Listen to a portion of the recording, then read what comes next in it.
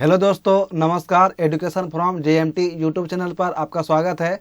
आज जैसा कि हम लोग का इस चैनल पे प्रीवियस ईयर क्वेश्चन साइंस का सीरीज चल रहा था, तो आज को जो हम लोग चैप्टर देखेंगे और चैप्टर वाइज चल रहा था। तो आज जो हम लोग चैप्टर देखेंगे वो होगा कोशिका का सिद्धांत, संरचना और कार्य। कोशिका का सिद्धांत, संरचना और कार्य, cell theories, structure and function. तो चलिए शुरू करते हैं। सबसे पहला क्वेश्चन है, निम्नलिखित में से अर्धसूत्रण के लिए कौन सा कथन सत्य नहीं है। निम्नलिखित में से अर्धसूत्रण के लिए कौन सा कथन सत्य नहीं है। तो अर्धसूत्रण के परिणाम स्वरूप परिणामी कोषों में गुणसूत्रों की संख्या दोगुनी हो जाती है, ये क्या है, गलत है।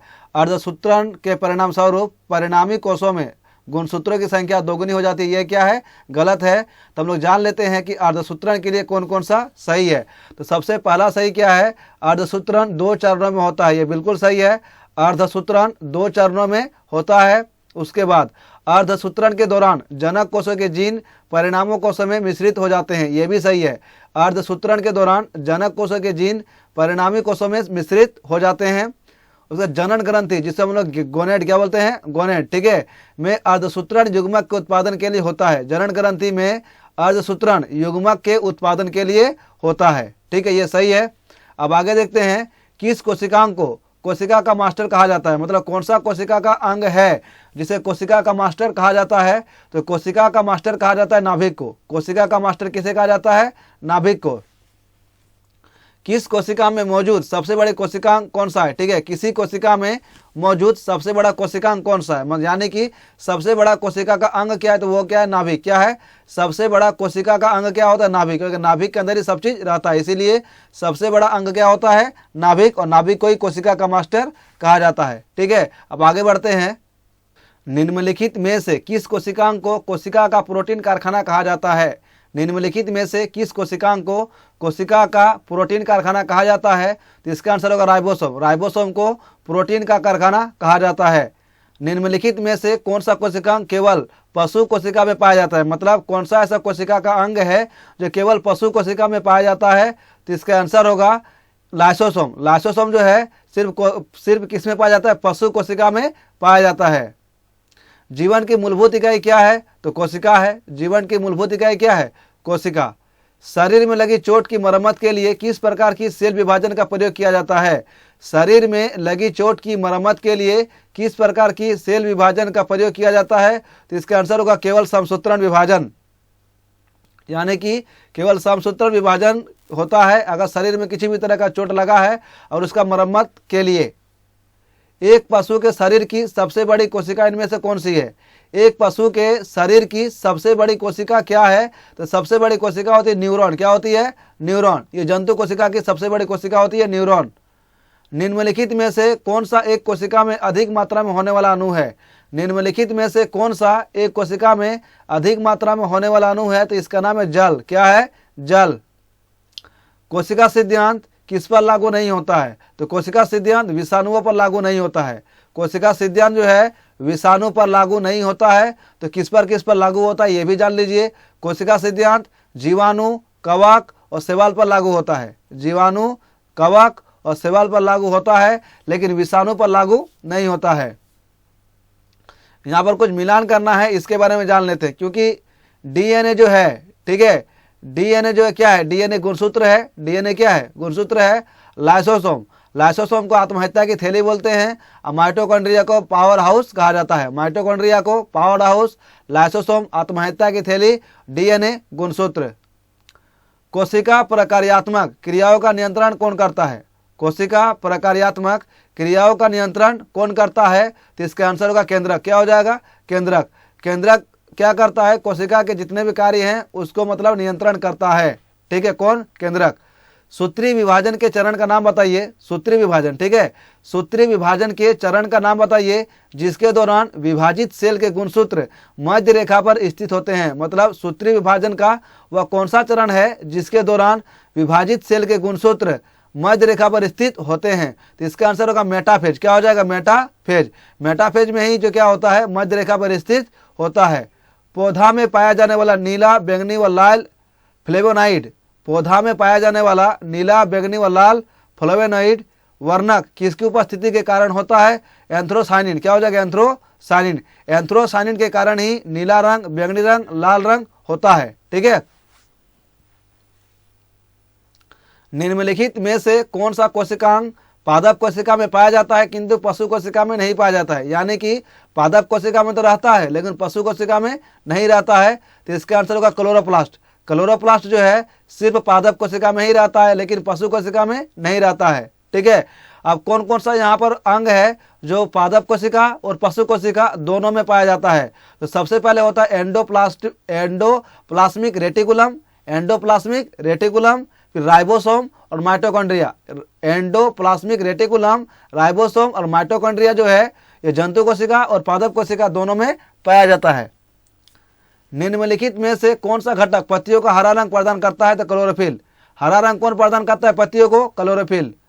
पौधों में कोशिका भित्ति का निर्माण करने वाला जटिल कार्बोहाइड्रेट को क्या बोलते हैं? पौधों का बात करें। ठीक है। पौधों में कोशिका भित्ति का निर्माण करने वाले जटिल कार्बोहाइड्रेट का नाम क्या है? सेलुलोज। क्या हो जाएगा? सेलुलोज। सेलुलर और मॉलिक्यूलर जीव विज्ञान केंद्र कहाँ स्थित है? तो ये स्थित है हैदराबाद में। सेलुलर और मॉलिक्यूलर जीव विज्ञान केंद्र कहाँ स्थित है? Hyderabad. Centre for DNA fingerprint and diagnostic कहाँ स्थित है? Centre for DNA fingerprint and diagnostic कहाँ स्थित है? तो ये स्थित है हैदराबाद में। कहाँ स्थित है? हैदराबाद। जंतु कोशिका पादप कोशिका से भिन्न होती है क्योंकि उसमें, ठीक है, क्योंकि उसमें कोशिका भित्ति नहीं होती है। ठीक है। हरित लवक भी नहीं होता। ये सब किस में नहीं होता है? जंतु कोशिका में नहीं होता है। जंतु कोशिका में कोशिका भित्ति नहीं होता है, हरित लवक नहीं होता है। ठीक है। तारक केंद्रक होते हैं और हीमोग्लोबिन होते हैं। ठीक है। जंतु कोशिका में क्या क्या नहीं होता है? कोशिका भित्ति नहीं होता है, हरित लवक नहीं होता है, लेकिन क्या क्या होता है? तारक केंद्रक होता है और हीमोग्लोबिन भी होता है। ठीक है। उसके बाद निम्नलिखित में से किसने यह मूल अवधारणा प्रस्तुत की कि सभी जीव कोशिकाओं से बने हुए हैं? मतलब ये कौन बताया कि सभी जीव जो हैं कोशिकाओं से बने हुए हैं? तो ये बताया था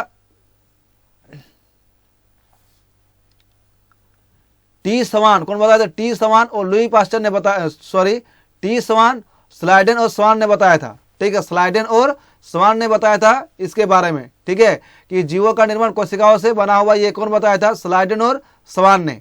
ठीक है। उसके बाद निम्नलिखित में से कौन सा शरीर के ऊतकों की वृद्धि, विकास व सुधार के लिए महत्वपूर्ण है? तो ऊतकों की वृद्धि, विकास और सुधार के लिए महत्वपूर्ण है प्रोटीन। क्या महत्वपूर्ण है? प्रोटीन। प्रोटीन के निर्माण में आधारभूत इकाई क्या है? प्रोटीन के निर्माण में आधारभूत इकाई क्या है? अमीनो अम्ल। मतलब प्रोटीन किससे मिलकर बना होता है? अमीनो अम्ल से मिलकर बना होता है। प्रोटीन बनाने के लिए कितने अमीनो अम्ल की आवश्यकता होती है? 20। ठीक है। प्रोटीन बनाने के लिए कितने अमीनो अम्ल की आवश्यकता होती है? 20। ठीक है। अमीनो अम्ल मिलते हैं। अमीनो अम्ल मतलब किसमें मिलते हैं? तो अमीनो अम्ल प्रोटीन में मिलते हैं। अमीनो अम्ल किसमें मिलते हैं? प्रोटीन में। आनुवांशिकी उत्परिवर्तन इनमें होता है। आनुवांशिकी उत्परिवर्तन मतलब किसमें होता है? तो आनुवांशिकी उत्परिवर्तन क्रोमोसोम यानी कि गुणसूत्र में होता है। जीन परिवर्तन किसमें होता है? जीन परिवर्तन डीएनए में होता है। आनुवांशिकी उत्परिवर्तन बोलेगा क्रोमोसोम यानी कि गुणसूत्र होगा, और जीन परिवर्तन बोलेगा तो डीएनए होगा। डीएनए संश्लेषण का प्रतिपादन किसने किया था? डीएनए संश्लेषण का प्रतिपादन किसने किया था? कॉर्नबर्ग। कौन किया था? कॉर्नबर्ग। मानव शरीर में क्रोमोसोम की संख्या होती है 46 और जोड़ा में 23। किसके द्वारा आनुवांशिकता के विज्ञान को आनुवांशिकी कहा गया? किसके द्वारा आनुवांशिकता के विज्ञान को आनुवांशिकी कहा गया? तो इसका आंसर होगा डब्ल्यू वेटसन। क्या हो जाएगा? डब्ल्यू वेटसन। आरएनए का मुख्य कार्य क्या है? तो आरएनए का मुख्य कार्य है प्रोटीन संश्लेषण में सहायता करना। आरएनए का मुख्य कार्य क्या है? प्रोटीन संश्लेषण में सहायता करना। उसके बाद राइबोसोम। राइबोसोम का मुख्य कार्य क्या है?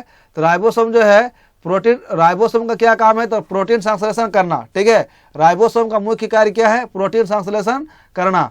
आत्महत्या की थैली किसे कहा जाता है? तो लाइसोसोम को आत्महत्या की थैली कहा जाता है। निम्नलिखित में से हरगोविंद खुराना को किस आविष्कार के लिए सम्मानित किया गया? ठीक है।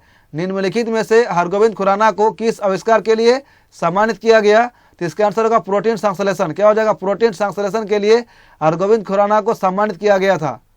सजीवों की क्या पहचान है? तो सजीवों में श्वसन होती है, सजीवों में प्रजनन होती है और सजीवों में रक्त संचरण भी होती है।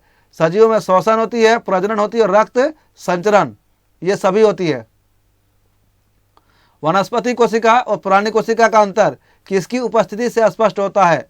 वनस्पति कोशिका और प्राणी कोशिका, वनस्पति यहाँ हो जाएगा पादप, ठीक है। वनस्पति कोशिका तथा प्राणी कोशिका का अंतर किसकी उपस्थिति से स्पष्ट होता है? तो आंसर होगा कोशिका भित्ति, क्योंकि कोशिका भित्ति सिर्फ और सिर्फ वनस्पति कोशिका में ही पाया जाता है, प्राणी कोशिका में नहीं पाया जाता है, ठीक है।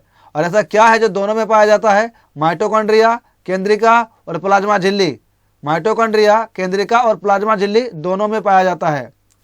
एक कोशिका साइटोप्लाज्म जिस झिल्ली से जुड़ी रहती है वह है, एक कोशिका साइटोप्लाज्म जिस झिल्ली से जुड़ा रहता है उसको हम लोग क्या कहते हैं? प्लाज्मा झिल्ली। क्या बोलते हैं? प्लाज्मा झिल्ली।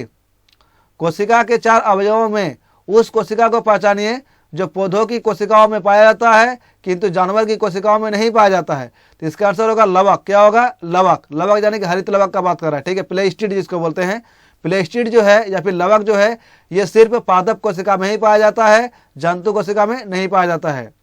कोशिका गतिविधियां नियंत्रित की जाती है न्यूक्लियस यानी कि केंद्रक द्वारा। कोशिका गतिविधियां नियंत्रित की जाती है न्यूक्लियस यानी कि केंद्रक द्वारा। तो यही था हम लोग का आज का वीडियो, ठीक है। आज हम लोग जो चैप्टर डिस्कस किए वो था हम लोग का कोशिका सृजन, संरचना और कार्य। वीडियो अगर अच्छा लगे तो please like, share and subscribe. और कल हम लोग अगला चैप्टर का डिस्कशन लेकर आएंगे, ठीक है। और सारा जो रहेगा प्रीवियस ईयर क्वेश्चन का ही रहेगा, जितने भी रेलवे एग्जाम में पूछे गए हैं, चाहे रेलवे एलपी हो, ठीक है, चाहे ग्रुप डी हो, चाहे आपका एनटीपीसी हो, ठीक है, चाहे जेई हो, तो सारा कंप्लीट चैप्टर का ही रहेगा। Thank you.